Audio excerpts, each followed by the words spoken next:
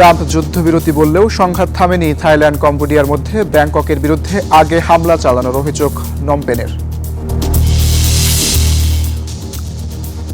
তৃতীয় বিশ্বযুদ্ধে রূপ নিতে পারে রাশিয়া ইউক্রেন যুদ্ধ, হুঁশিয়ারি ট্রাম্পের। কুপিয়ানস্কের একাংশ পুনরুদ্ধারের দাবি কিয়েভের।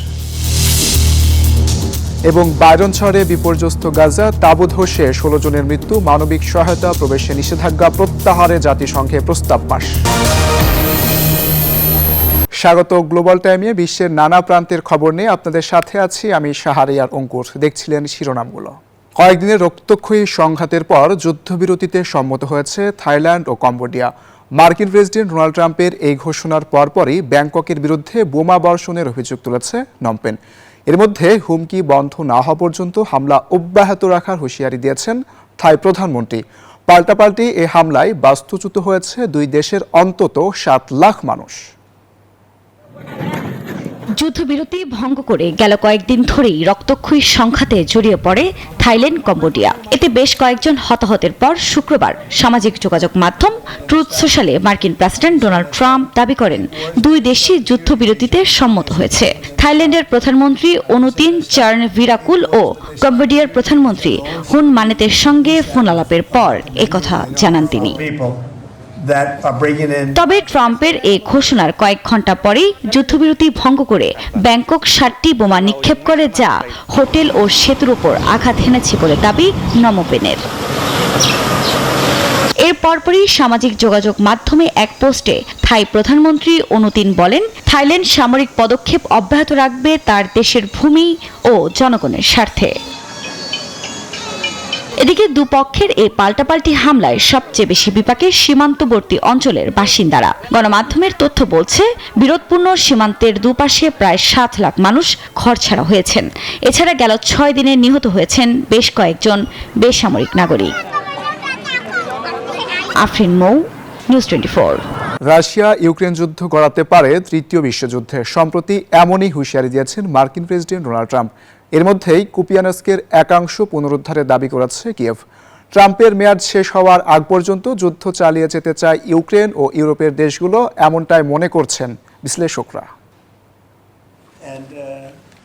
যুদ্ধ বন্ধের চুক্তিতে কোনো অগ্রগতি না হয় রাশিয়া ইউক্রেনের ওপর হতাশ মার্কিন প্রেসিডেন্ট ডোনাল্ড ট্রাম্প। এদিকে যুক্তরাষ্ট্রের নতুন শান্তি প্রস্তাবেও পূর্ব ইউক্রেনের দনবাসের কিছু ভূমি রাশিয়ার পক্ষে দিতে বলা হয়েছে, যা মানতে নারাজ ভলোদিমির জেলেনস্কি। এর মধ্যেই ট্রাম্প সতর্ক করেন যে চলমান রক্তপাত তৃতীয় বিশ্বযুদ্ধে গড়াতে পারে। সেই সঙ্গে মাত্র 1 মাসে 25,000 সেনার মৃত্যু নিয়ে উদ্বেগ প্রকাশ করেন তিনি। এদিকে বেলগ্রেডের ইনস্টিটিউট অফ ইউরোপীয় স্টাডিজের অধ্যাপক স্টিভান গাজির মতে, ইউক্রেন ও তার মিত্র দেশগুলো আসলে চাই না এ যুদ্ধ বন্ধ হোক। তারা মূলত প্রেসিডেন্ট হিসেবে ট্রাম্পের মেয়াদ শেষ হওয়ার অপেক্ষায় রয়েছে। আর ইউক্রেনকে ঋণ দেওয়ার পরিকল্পনার আগে রাশিয়ার জব্দকৃত প্রায় 185 বিলিয়ন পাউন্ডের সম্পদ অনির্দিষ্টকালের জন্য স্থগিত রাখার সিদ্ধান্ত নিয়েছে ইউরোপের দেশগুলো। অন্যদিকে এখনো চলছে দুপক্ষের পাল্টাপাল্টি হামলা।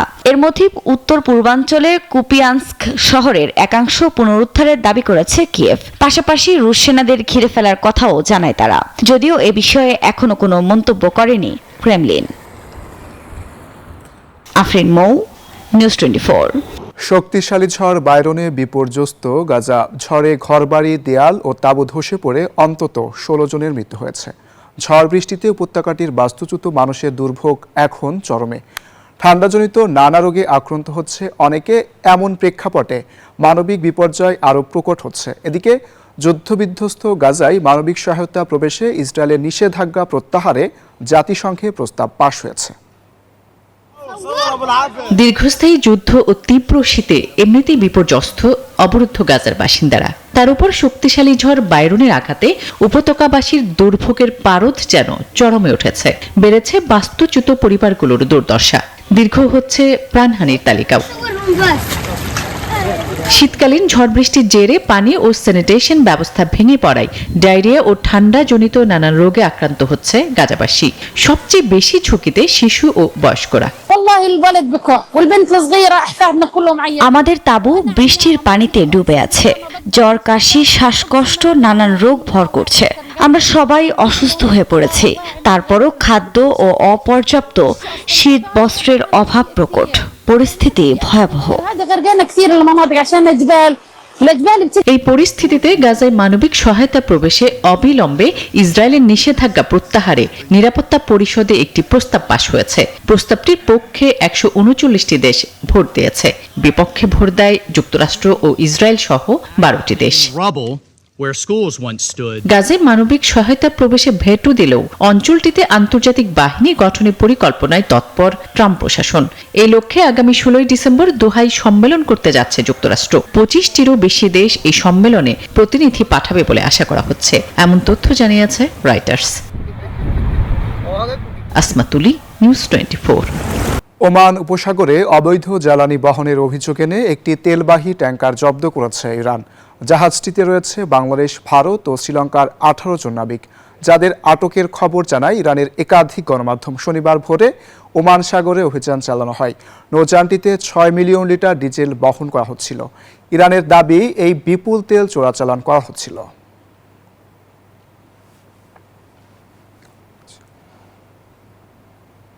ইরানে শান্তিতে নোবেলজয়ী মানবাধিকার কর্মী নার্গিস মহম্মদীকে গ্রেপ্তার করা হয়েছে। শুক্রবার তাকে গ্রেপ্তার করেছে ইরানের পুলিশ এবং নিরাপত্তা বাহিনীর সদস্যরা।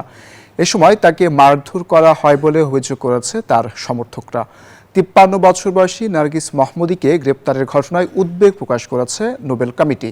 সে সঙ্গে অবিলম্বে তার নিঃশর্ত মুক্তির আহ্বান জানানো হয়েছে। উদ্বেগ ও নিন্দা জানিয়েছে বিভিন্ন মানবাধিকার সংগঠন। 2023 সালে নোবেল শান্তি পুরস্কার পান নার্গিস মহম্মদী।